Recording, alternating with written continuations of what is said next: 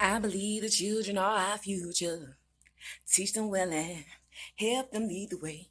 Show them all the beauty they possess inside. I decided long ago never to walk in anyone's shadow. If I fail, if I succeed, you can't take away my dignity. Because the great test, love of all, is inside of me. Yeah. Sexual chocolate. Sexual chocolate. How y'all doing? It's your girl KD, aka Mommy Watson, the Mystic Messenger and Lightworker over at the Lighthouse Astro Tarot. And today we are going to be doing Astrology 101. These are going to be your basics and an introduction into astrology. Now, today we're going to be talking about the basics that you need to know about astrology so you can begin to use this as a tool in your daily life and to help you improve your experience down here on planet Earth. Understanding astrology can get complicated. But at the same time, starting with the right information and building from that is going to help you. It's going to help you to make things a whole lot easier. And you'll also find that astrology is something fun and interesting. But above all that, it is a tool that can be used at such a pivotal and transitional point in our human evolution, just at this point in time, period. Now, let's be honest. We clearly live in a world that is very crazy and chaotic, right? With that being said, astrology, even with you having a basic knowledge of it, is going to help you better understand yourself and others. It's going to help you understand the cycles of life whenever it comes to individuals, us as a generation, and globally. And when I say globally, I mean in regards to human evolution and world events. Last thing, and it's a plethora, it's a whole bunch of other stuff, y'all, that astrology can help y'all discover. But last thing that I want you to mainly make note of is that astrology is going to help you make sense of the past, get you prepared and aware for at least aware of what's going on in the present, and prepare you for what's to come in the future. So, in order to start things off, let's talk about it. What is astrology exactly? Astrology is a form of pseudoscience that is said to be a form of divine information about human affairs and terrestrial events that is based off of studying the movements and the relative positions of the celestial objects within the zodiac constellations. In other words, astrology is observing the movement of the planets and other celestial bodies such as asteroids and the locations of fixed stars in order to determine how they are going to influence and impact you down here on Earth according to their position up there in the night sky. That's the basic. Now, you heard me use the term pseudoscience. So what in the hell is pseudoscience? Pseudoscience consists of statements, beliefs, or practices that claim to be factual but defy scientific practices and human logic. Astrology is one of those things that has been relied on by our ancient ancestors or utilized by ancient civilizations long before our current scientific scientific and technological advancements that we use today. Our ancestors were very advanced, probably more advanced than what we are right now, but they were more their level of sophistication was very different, and it was more sophisticated compared to what we use now. The civilization or the society that we live in now is more industrial, and we create a lot of things as far as advancement goes that aren't so environmentally friendly, or it is not based off of just the natural passed down knowledge based off of our ancestors. Ancestors were more environmentally conscious, so they knew how to use the elements and the celestial bodies or the powers of the universe in order to do some of the same, if not more, of the remarkable things that we do today. And when I say remarkable things, these are all things in regards to alchemy, creation, making predictions as to what's to come in the future, and tapping into our unique spiritual and mystical abilities and more. All of this was done just based off of the observation of, again, the celestial bodies and their effect or the impact that they have on us on a physical, mental, and spiritual level. Now, in order to start off this class, this lecture, whatever you want to call it, we're going to start off with the general info on the basic aspects of astrology. With each class, we're going to build on this information. So we'll go a little further into the specifics of each category as we go into these classes. But today, just to start off, we're going to start with the meanings and some general information on things such as the planets, the houses, the zodiac, the modalities, and I'm also going to give you a quick, direct understanding of the birth chart or the zodiac wheel. That's going to help you understand how to use that zodiac wheel to relate it to the night sky, and it's going to also help you better understand your birth chart. Being familiar with the zodiac wheel, or aka your birth chart wheel, is going to help you, if all else fails and everything shut down and we ain't got no access to no type of internet communication, none of that.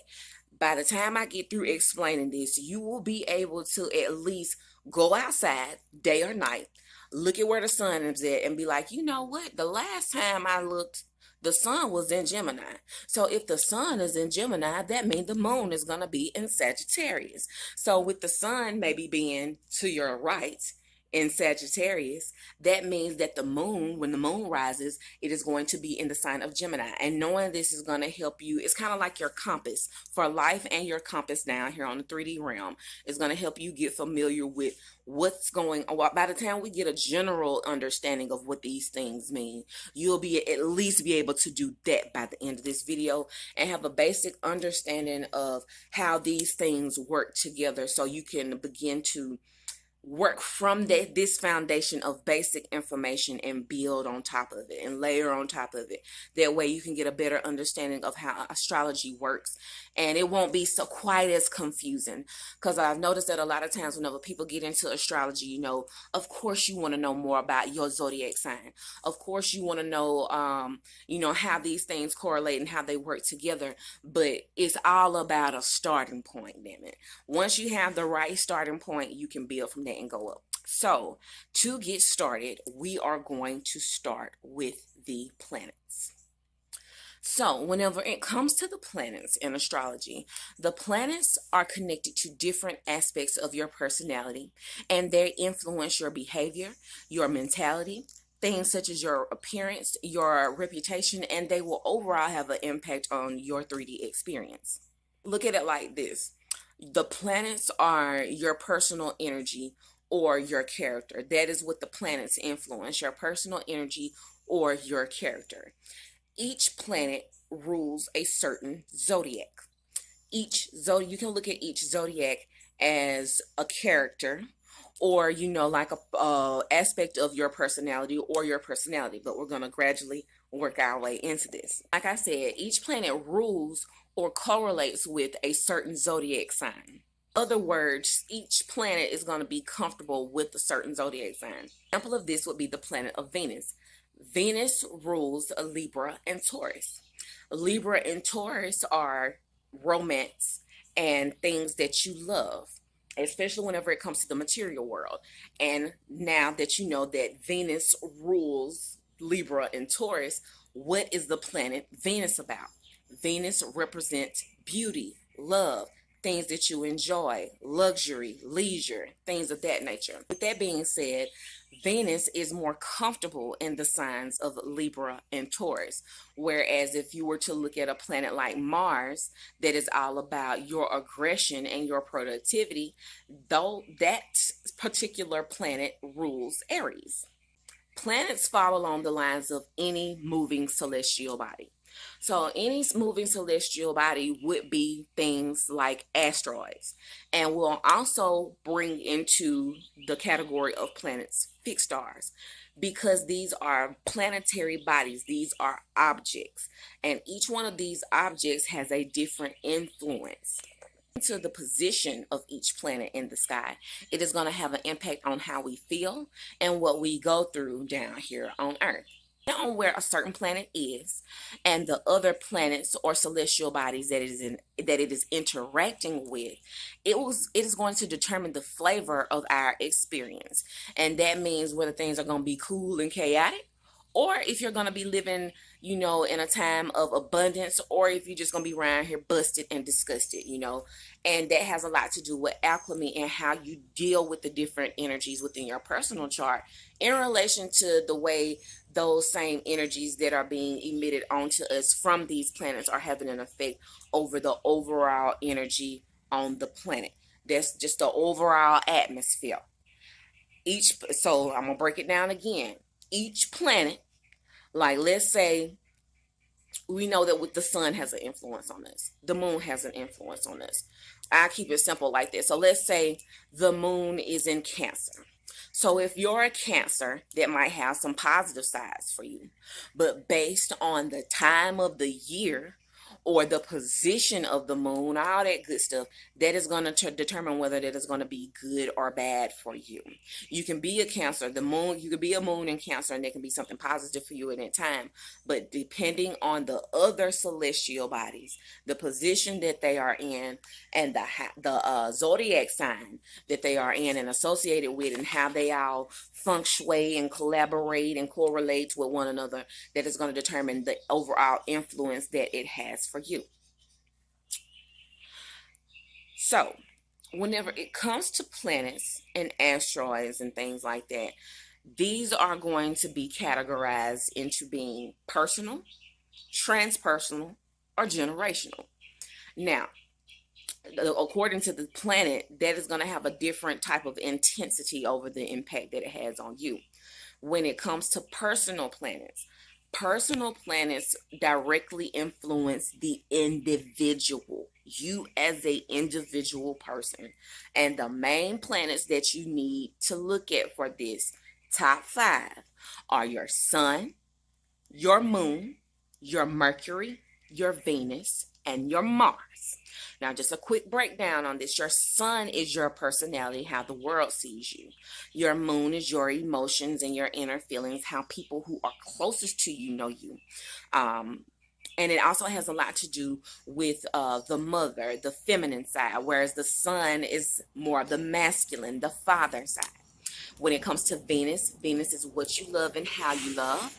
And Mars is your aggression, how you assert yourself throughout life. All right, now we're going to break this down into your transpersonal planets.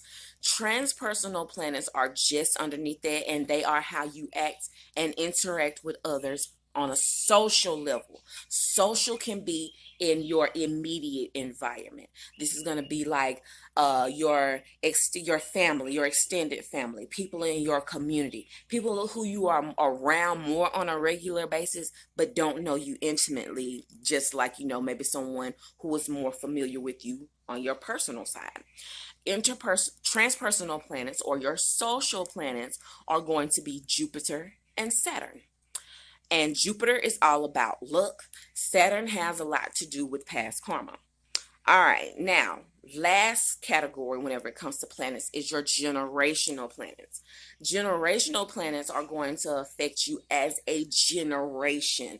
If you was born in the 80s, you and all the people that were born in that generation of between 81 to 89 or 90, however you want to do it, you will be impacted by the way these planets influence you all together in the same way in some area of your life. Perfect example. Now, first of all, generational planets are going to be the planets of Uranus, Pluto, Neptune, and Chiron, and other asteroids and things of that nature. Okay, so if we're going to describe how generational planets will have an effect on you, think about Pluto in Scorpio. I'm a Pluto in Scorpio. I was born in 1989. So I fall in the realm of the 1990s. 1980 to 1990s. That is your Pluto in Scorpio generation. And us as a generation, being having that Pluto in Scorpio placement, which is our generational placement, all of us to some degree have had to have the experience of what went on with our past ancestors. We have a lot to do with embarrassment whenever it comes to sexual discrimination, and we also have a lot of things to do. We have dealt with a lot of tough times in our life, and it's for a reason, and it's because our generation is essentially the realm bridgers for the Pluto and Sagittarius generation. We are the teachers and the leaders who are going to teach the activists and the establishers that are coming in behind us and those after us. So that's kind of the role that we play as a generation. We have had a chance to observe the mistakes and downfalls and, the disappointments of our ancestors, those before us, and even experience a lot of those things. And we are living currently in a time where we see all of this advancement and the world changing. So we have the expertise from both realms to be able to join those things together in order to create a better, more conducive future for those after us. Put it like this: we are in the position as being the Pluto Scorpio generation to really be the saviors and the leaders and teachers of our children. We are the healers of our children. It's our job to make sure that those after us and those up under us don't have to endure the same mistakes that we did, and we're kind of making people aware of the bullshit that we had to go through in order for us to make improvements. All right, now that we have a general, and okay, now I mentioned something earlier about asteroids. Asteroids are not as commonly used by most astro in today's day. Most people really don't rely on asteroids unless they have a working knowledge of how the asteroids work. In general, most astrologers or people who are interested in astrology basically use the planets. But I will tell you, the asteroids are just as important of an influence over your life and your personal alchemy and personality, energy, all that good stuff, as the planets are. Whenever we get into things like asteroids, Pluto is technically an asteroid, but that's the most popular of the asteroids that we use whenever we're working with astrology. But other asteroids that you will hear about are going to be Chiron, Pallas, with Vesta and Juno and things of that nature. And these asteroids really give you some deeper in-depth information as to how you work with other energies within yourself. Like, let's say if you wanted to look into maybe how you love, or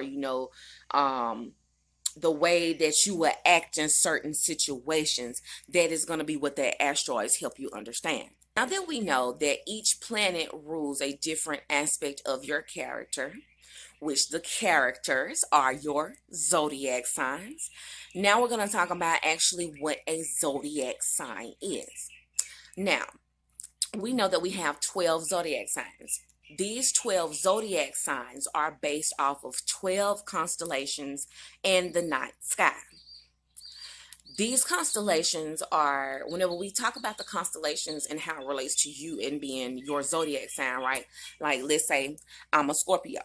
If I tell you I'm a Scorpio, that means that whenever I was born, that the sun was shining light or passing through, or in the location, however you want to put it, the sun was in the location of this particular constellation. Depending on where the sun was at your time of birth is going to determine a lot about your personality. Zodiacs are essentially archetypes or examples of us being in the human body, the human experience, the different aspects of ourselves. Zodiacs are essentially archetypes, and these archetypes are examples that represent the different aspects of being a human being, us being our God or deity like selves down here on earth. Now, if you want to get into the specifics of this, each zodiac can relate to something specific about a different religion, some different areas of a different religion, or different ancient practices back in the gap, right? An example of this would be whenever, if we're going to relate it to gods or deities, right? When it comes to ancient Egypt, the sign of Libra directly relates to Maya. The sign of Aries relates to Amun Ra. The sign of Sekhmet, the sign of Aquarius, I'm sorry, relates to Sekhmet, and the sign of Aries relates to Osiris. You'll also notice that this relates to other things in modern religion, ancient religion, all of that good stuff. You can relate the zodiac back to the 12 disciples, the 12 tribes of Egypt, all that good stuff. And depending on what culture you're relating it to, you can even relate astrology down to the African Orishas. Now each culture or each continent or each area on earth, each tribe, whatever you want to call it, has their own kind of astrological system that they use. Some use 12, some use 7, some use more, some use less. So you'll have to kind of go out and explore these things for yourself. But as we get through these classes and talk about more of these things, you'll hear me relate how these things contrast and correlate with one another, and it'll give you little nuggets for you to work with in order for you to do your own research to find out what these things actually mean. And learning about these Egyptian gods or other ancient deities or religious figures and how they directly relate to the zodiac is going to help you better understand your own personality, and is also going to help you understand the different facets of life and what these religious teachings and practices and ancient writings and texts were actually talking about. You can even see representations of the zodiac in things like art and things like ancient symbolism and things of that nature. So now that we know again that planets rule the zodiac, now we're going to get into the houses, because each zodiac rules a house. Now, what is a house in astrology? A house in astrology rules a certain area of life based on the position of the planets in the sky to the other planets and celestial bodies that they are collaborating with or against, will decide the type of energies you'll be dealing with and make all the difference in the world as to whether or not you can expect for things to be going good or bad, or for things to be going pretty mellow.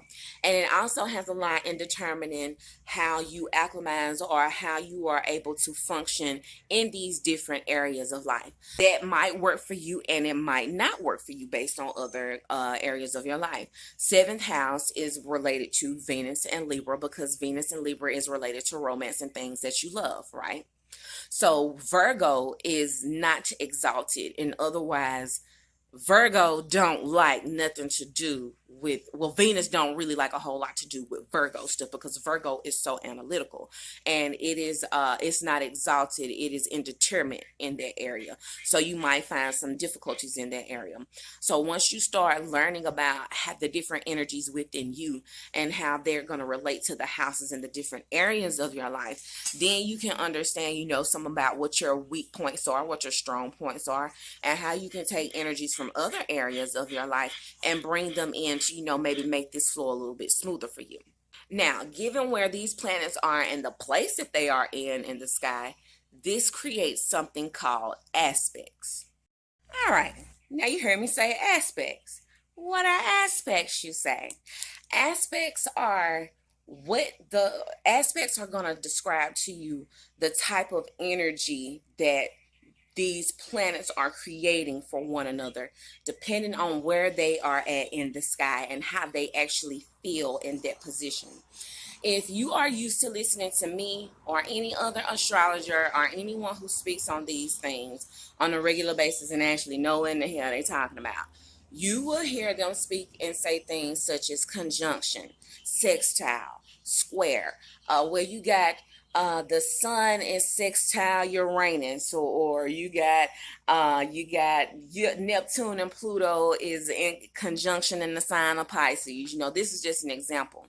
But the most common words that you will hear used whenever it comes to aspects are going to be words such as sextile, conjunction, opposition, square, orb, things of that nature, right?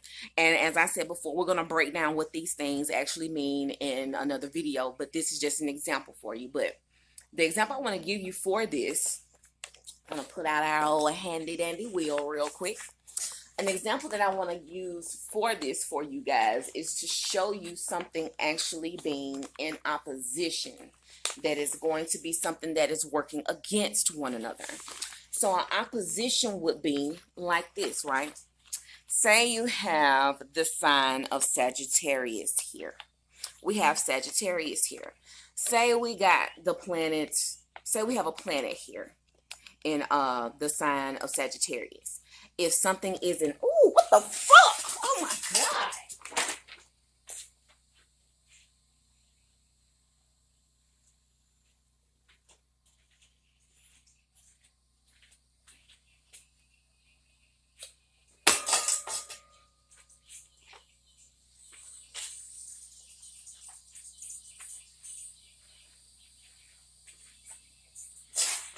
Y'all, I'm sorry about that motherfucking horsefly over here tearing the shit up out my damn shoulder. God damn. I might have to migrate in the damn house. I hope not, but shit. Anyway, to describe something being in opposition, if something is in opposition, imagine this as being your night sky. And if you have a sun or a sun or Venus, Mars, Mercury, anything. Just imagine a planet. If you have a planet in the sign of Sagittarius, that means that it is going to be in opposition. It is in the direct opposite. That means those signs work against one another. They're not going to they're going to pull out the darker sides of one another. They're going to work against one another. So Sagittarius is in opposition with Gemini. That means that they are directly straight across from one another. In other words, it's like Django versus Billy Crash. I'm gonna walking in the moonlight with you. You gonna hold my hand. Yes, they was totally in opposition, totally against one another. But they also, the thing about oppositions is, even though there are things that work against you, they oftentimes put you in a position to bring out the better sides of you. They help you, to understand the darker sides of yourself. But simply put, oppositions are signs that are against one another, or the planets would be in positions to where they are against one another in the night sky. And anything that you look at on the zodiac wheel, this is just an example, and I know this kind of going off into detail, but any sign that you see in the zodiac wheel, if it is directly across from one another, and especially whenever it comes to synastry, it's going to be like incompatibility with someone, that is going to describe to you and explain that there may not be somebody that you need to date or fool with. Let's see. Me being a Libra.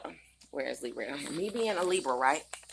Me being a Libra, the sign that I'm in opposition with directly across from me is Aries.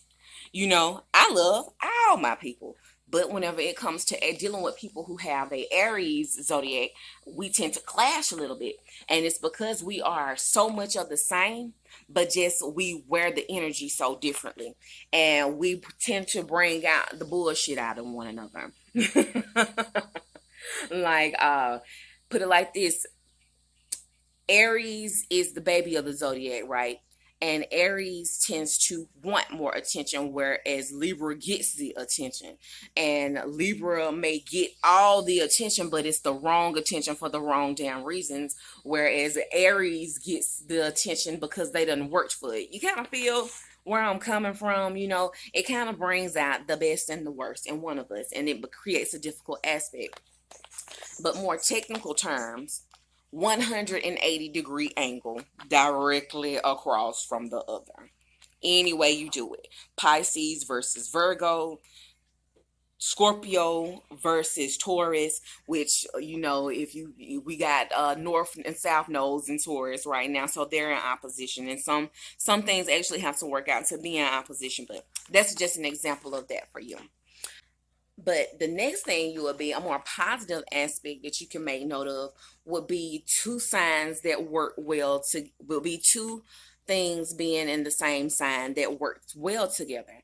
Like, let's say you have the planet of Mercury and you have the planet of Mars being in the same sign, that they work well together. You're going to be more outward and aggressive with the way that you speak, and you might be more aggressive and more outward with the way you speak, because Mercury is the planet of communication and Mars is about your aggression, and Leo is a fire and Mars is fire, but Mercury is air, and air does what to fire? Air boosts fire up. So we're going to get into that next whenever we start speaking about modalities. The thing about modalities help you establish the overall vibe or the overall flavor of a person or a certain particular season or point in time, you feel me? And whenever it comes to modalities for me now, for other people it might be different, but modalities and elements go hand in hand. Elements are a generalized way of looking at how you act and express yourself, or the energy or vibe for a particular season, and the way that things are going to play out, the way that things will be approached. Say, like, if you're an earth sign, earth signs are more based on things that are material, whereas someone who has a different modalities break down into fixed cardinal. You might be a cardinal fire sign, or you might be a fixed air sign, something like, you'll hear it mentioned in this way. But these two things go hand in hand for me, the modalities and the elements, simply because, like I said, they create the vibe, the overall energy for you and that area of life, right? But it's more of like in general. Like, let's say if we in fall season, we know fall season is more of like your fall season is the time of the year where you have a lot of air, which they all go in cycles and things like that. But say if you're in the air portion of the fall, which would be Libra, again, Libra is a cardinal sign. Cardinal signs are the initiators, the starters. So you might be starting off some new things in regards to communication. That just gives you a general idea of, maybe if you apply it to the person, it's going to give you a general idea of the person and how they work. Or if you apply it to the season, it's going to give you a general idea of the season and how that season, that point in time, is going to work out for you. So for this video, just real quick, I'm going to break down the is it 3 or 4 different types of modalities, y'all? Let me make sure. Some people be feeling some kind of way because you got notes, but I like notes to make sure you know what you need to know. All right, so for this video, and because this is fairly quick and it's easy to understand, I'm going to break down the 3 different types of modalities and the 4 types of elements. That way you can get a better understanding of what I'm trying to communicate to you. And this will be like a good starting point for you to start off with, just to get a general idea of how the zodiacs work and work with one another.